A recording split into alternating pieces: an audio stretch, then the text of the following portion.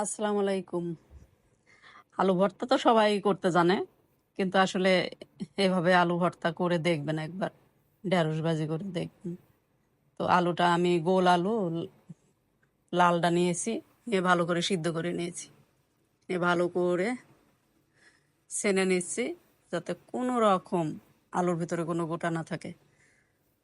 তো সরিষার তেল কড়াইয়ে দিয়ে শুকনা মরিচটা ভেজে নিতে হবে, কিন্তু পুড়ে পুড়ে যাওয়া যাবে না, পুড়ে গেলে আবার কালারটা, ভর্তার কালারটা ভালো আসবে না, তাই একটু লাল লাল করে ভেজে নিয়েছি। তারপরে একটু পেঁয়াজটা ভাজি করছি, পেঁয়াজের গন্ধটা যাতে ভর্তার ভিতরে না যায়, একটু আদা ভাজা করে নেব, বেশি লাল করব না। দেখেন আদা ভাজা করে নিয়েছি। তারপর লবণ দিয়ে শুকনা মরিচটা সুন্দর করে মেখে, পেঁয়াজটা মেখে তো ভর্তাটা কিন্তু করে নিচ্ছি। দেন পেঁয়াজটা কিন্তু আমি বেশি ভাজিনি, অল্পই ভেজেছি। তো সুন্দর করে ভর্তাটা মেখে নিচ্ছি। তো এইভাবে আপনারা আদা ভাজা করে পেঁয়াজ দিয়ে ভর্তাটা বানাবেন, দেখবেন খেতে ভালোই লাগে। ভর্তা দেখতেও কিন্তু অনেক ভালো লাগছে।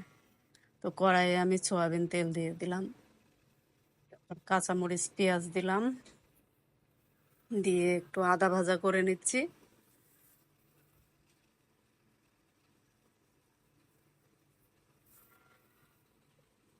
লবণ দিলাম, হলুদের গুঁড়া দিলাম, দিয়ে একটু নেড়ে নিচ্ছি যাতে কালারটা সুন্দর আসে।